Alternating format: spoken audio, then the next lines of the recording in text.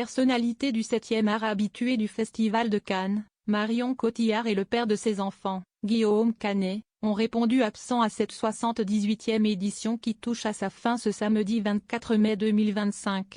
Les deux stars de cinéma n'avaient pas de film à défendre cette année et se trouvent d'ailleurs bien loin de la croisette actuellement.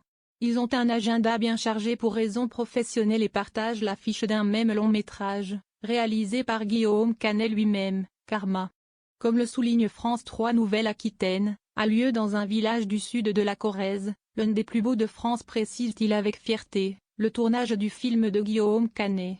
Le lieu en question est Beaulieu-sur-Dordogne. On pouvait aussi les voir à Saint-Céré, sur le tournage d'une autre scène.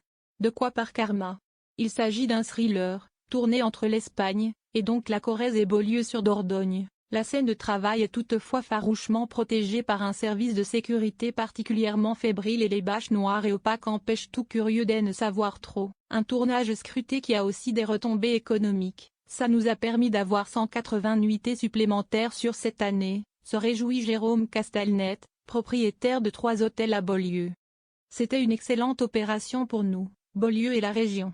Dominique Kerr, le maire sans étiquette de ce village de 1250 habitants, est tout aussi ravi de ce coup de projecteur inespéré.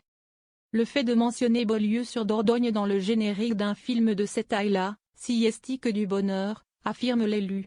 Il espère un retour important pour sa commune, l'un des villages préférés des Français. Les parents de beaux enfants prénommés Marcel, né en 2011, et Louise, 2017, ont déjà joué ensemble dans plusieurs films notables à l'instar de Jeux d'enfants, 2003, Les Petits Mouchoirs, 2010, Rock'n'Roll, 2017, ou encore Nous finirons ensemble, 2019.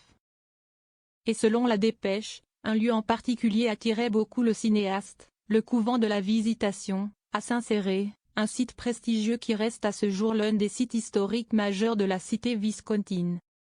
Outre ces ailes qui forment le couvent, la bâtisse pleine de charme entourée par un mur de pierre de plus de 2 mètres est dotée d'une chapelle, d'un cloître, d'une maison d'habitation et d'un joli parc boisé en plus d'un cimetière. Le célèbre bâtiment est niché 500 mètres du centre-ville. Dans les pages de la montagne, le réalisateur de Ne le dit à personne a d'ailleurs confié son plaisir de tourner en Corrèze et dans le Lot. Ce serait dommage de ne pas filmer dans des décors pareils.